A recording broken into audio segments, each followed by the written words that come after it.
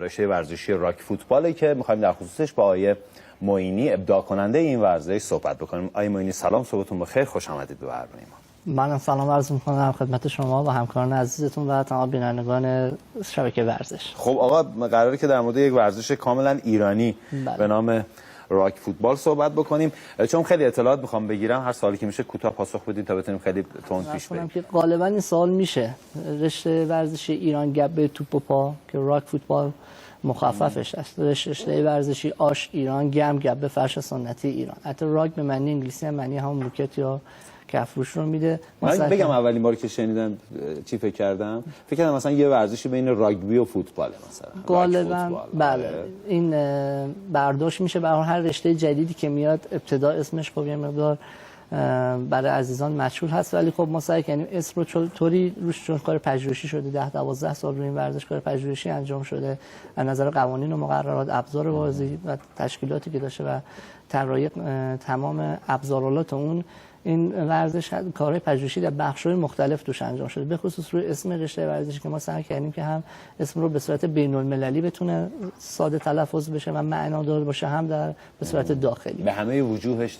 فکر کردید. بله. خب توضیح میدین در مورد اینکه این فوتبال اینطور که من با شما صحبت کردم ظاهراً 7 رشته رو در بر میگیره و در مورد قواعد و قوانینش اگر صحبت بکنید ممنون میشه. همونطور که شما فرمودین دقیقاً همینطوره. یعنی این رشته ورزشی 7 نوع شاخه مختلف داره، که این 7 نوع به 3 شاخه اصلی تقسیم شده. مثل فوتبال که چمن، ساحلی و داخل سالن داره، این هم به 3 شاخه تایگر فوتبال، جگور فوتبال و لایون فوتبال، همونطور شما اشاره کردین فوتبال شیرها و برفا. دلایلی که از این اسم‌ها باز استفاده شده شکل جغرافیایی ایران که از گربه‌سانان هستش، نحوه حرکات نفرات، شیرجاهایی که میزنن و حرکات نمایشی که انجام میدن مانند گربه‌سانان هست و همچنین بین‌المللی بودن این اسم‌ها.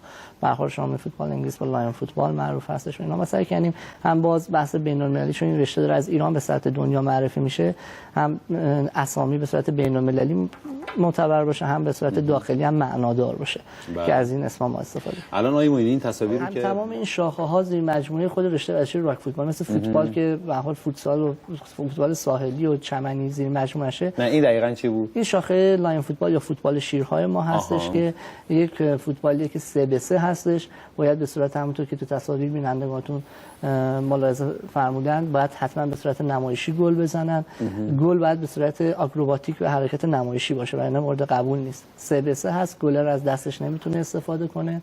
یک نفر که فوروارد یا حمله کننده هستش حق نداره خط وسط زمین برگرده و یک نفر که هافک است کامل تو طول زمین حرکت میکنه که خود به خود موقع حمله 2-1 میشن و میتونن فضا سازی رو برای گل انجام بدن. قوانین خاص خودش رو داره. کورنر با دست پرتاب میشه، دفاع نمیتونه ضربه بزنه و حالا قوانین حرکات آکروباتیک. منظورتون همون قیچی بود دیگه؟ چه گلای محسوب میشه؟ با سرم ظاهرا چون دیدم خیلی هد میزدن. گل به صورت طبیعی مثلا با بغل پا اینا اصلا مورد قبول نیست. باید حتما به صورت تعادل نداشته باشه فرد. حالا به صورت مثلا تیم‌های مختلف از الحمدلله این رشته ورزشی طوری ما طراحی کردیم که از تمام رشته‌های ورزشی بتونه بازیکن جذب کنه. مثلا از فوتسال، فوتبال، سپک تاکرا، خدمت مثلا ورزش‌های رزمی، کیک بوکسینگ، تکواندو، وشو، خیلی رشته‌ای که میتونن با حرکات نمایشی توپ رو به داخل دروازه هر سبکی که میاده. حتی تیم کشتی ما داریم، تیم پهلوان تختی هستش که این عزیزان میان و از روش‌های خودشون برای گل زدن استفاده میکنن و واسه خودشون یه سبک جدید رو در این رشته ایجاد میکنن. خب این قابلیت این رشته ورزشی هستش که تمام شاخه‌های ورزشی رو میگیره، به خود جذب میکنه و همونطور که ملاحظه فرمودین میشه گفت حالا زیباترین فوتبال دنیاست نمایش. یعنی شما شاید 90 دقیقه پای فوتبال بشینید یه قد و قیچی برگردون نمی‌بینید، اصلا شاید گل نمی‌بینید. ما تو 2 تا 20 دقیقه زیباترین حرکات نمایشی که فرد میتونه با توپ انجام بده و به گل بهش برسه رو به نمایش میذارم. من تصاویری که داشت پخش میشد در مورد تشکیلات چه کردی؟ تشکیلات داخلی، در مورد تشکیلات بین‌المللی بعداً صحبت خواهیم کردیم که در مورد تشکیلات الان چه میکنید؟ کجا مستقر هستید؟ آیا انجمنی دارید و چطور فعالیت؟ خدمتتون عرض کنم ما از سال 86 به عنوان در ابتدا به عنوان کمیته زیر مجموعه فدراسیون ورزش همگانی مشغول به کار شدیم. یعنی 5 سال از عمر این ورزش میگذره. بله. خیلی محجوره اصلا.